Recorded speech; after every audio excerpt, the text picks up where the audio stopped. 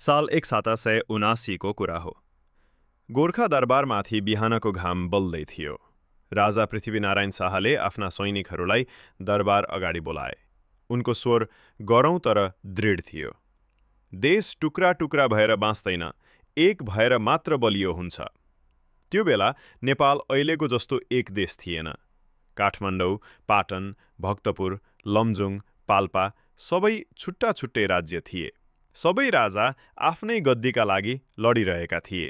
तर पृथ्वीनारायण शाहले ठाने, हाम्रो माटो एउटै हो, हामी किन टुक्रिनु? त्यो दिन उनले कसम खाए, म नेपाललाई एक बनाउँछु। दोस्रो पहिलो लडाईँ।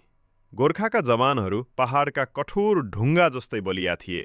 उनकै सेनामा थिए वीर भीमसेन थापा, काजी कालु पाने, अमरसिंह थापा र कर्णेल भिरबहादुर। कलङ्की नजिकैको पहिलो युद्धमा गोर्खाली सैनिकहरूलाई भारी नोक्सानी भयो। कालु पाण्डे घाइते परे, तर उनले अन्तिम साससम्म भनिरहे, देशको लागि जिउँदै मरे पनि मर्यो भन्ने छैन, गोर्खाली कहिल्यै जुग्दैन।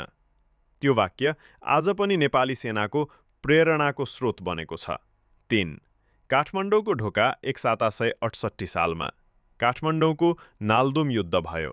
हिउँ परेको बिहान गोर्खालीहरू चुपचाप बाटो काट्दै काठमाडौँ पसे।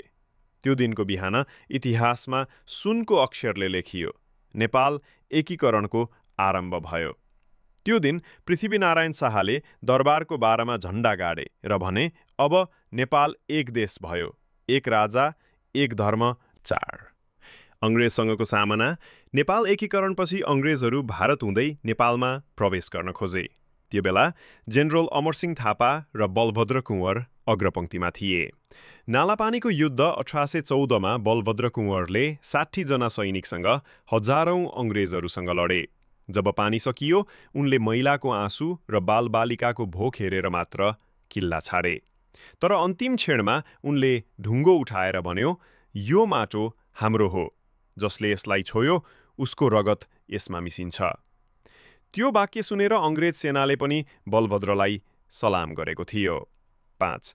नयाँ युगको बिहान वर्षौं बिते। गोर्खालीहरूको पसिनाले बनेको देश आजको नेपाल भयो। तर त्यो सङ्घर्षले हामीलाई एउटा सन्देश दियो, हामी साना छौं तर झुक्ने होइनौं।